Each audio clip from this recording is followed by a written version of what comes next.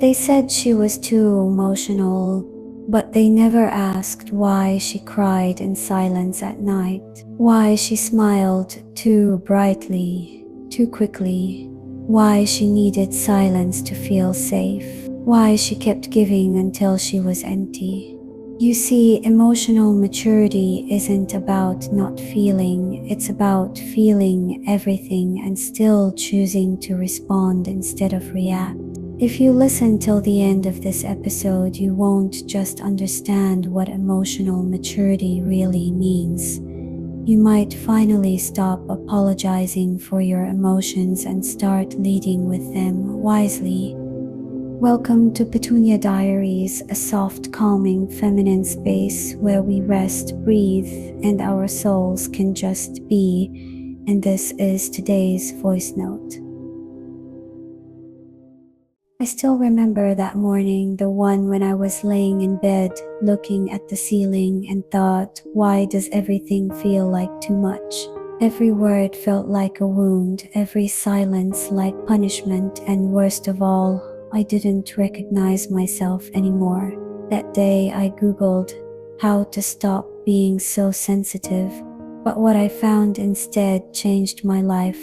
I didn't need to stop being sensitive. I needed to become emotionally mature. Let's start here.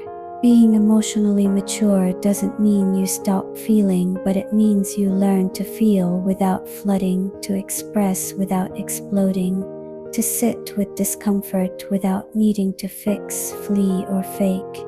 Viktor Frankl said, "Between stimulus and response, there is a space. In that space is our power to choose our response." That quote became a lighthouse for me. Every time I felt triggered, I'd ask myself, what if I give myself 5 seconds, 5 breaths before I react? At first, it felt unnatural, but slowly, silence became power and stillness became strength. There was this one friend, we had a fight, one of those fights where you know you're right, but still, you wish they'd just say sorry. But emotional maturity taught me something hard. Sometimes peace is more important than being right. So instead of replaying the fight in my head 100 times, I sat with a new question. Can I validate my own feelings, even if they don't? That changed everything. You become emotionally mature the moment you stop outsourcing your worth. You stop needing others to tell you you're enough. You decide you are. There is a harsh quote saying, "You do not need to be loved by everyone. You only need to not betray yourself." And yes, it's hard. But every time you catch yourself spiraling into why didn't they care, remind yourself, maybe the real question is, why don't I? There was a night I typed a long, emotional, and honest message. I was ready to press send and then I stopped. Not because I didn't mean it, but because I realized I didn't need to be understood to be at peace. Sometimes emotional maturity is choosing silence, not out of weakness but out of wisdom. You don't chase explanations. You create your own understanding. You stop reopening wounds just to prove that they hurt. You honor the lesson and let the chapter close. Because, for real, you can miss someone and still be better off without them. You know you're growing when a trigger doesn't become a tantrum. You pause, you breathe, you whisper to yourself, "This feeling is valid, but it does not own me." That's emotional maturity. It's when your emotions knock on the door and you greet them like an old friend, not a burglar. Emotionally mature people respond. They don't react. And as Ambrose Bierce said, speak when you are angry and you will make the best speech you will ever regret.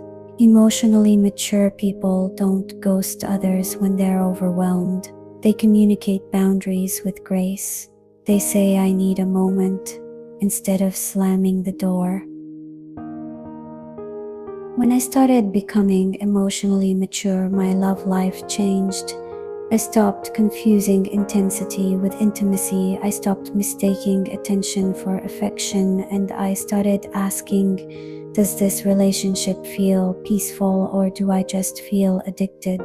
Because emotionally mature women don't chase, they attract, and they only attract what they're emotionally ready for. There's something captivating about a woman who knows her triggers, owns her emotions, and speaks from clarity, not chaos. She doesn't play games. She doesn't manipulate. She simply is, and that is more than enough. A strong woman doesn't seek revenge. She moves on and lets karma do the dirty work. One day I told someone, "Hey, I felt dismissed when you said that. Can we talk about it?" My hands were shaking, but my voice was steady, and I realized emotional maturity isn't about never being hurt. It's about expressing pain without punishment. Emotionally mature people use "I feel," not "you always." They express instead of accuse. They're not afraid of confrontation, but they do it with compassion. The child you once were still lives within you, waiting to be seen, heard, and loved, said by Dr. Nicole Pera. Some days I still want to cry over small things, and I let myself. Because maturity doesn't mean abandoning your inner child. It means reparenting her. It means saying, "You're safe now. I see you. I won't shame you for needing care." You don't heal by pretending you were never broken. You heal by giving yourself the love you needed back then, right now. Now I still feel things deeply, but I no longer drown. I float. I navigate. I rise. Because emotional maturity isn't a destination, it's a daily choice. A choice to pause, to speak gently, to understand even when we hurt, to show up with grace even when we could run. So, are you emotionally mature? Not perfect, not always calm, not unshakable, but are you learning how to feel and flow? If you are, you're already on the way. And if no one told you lately, you're doing so well.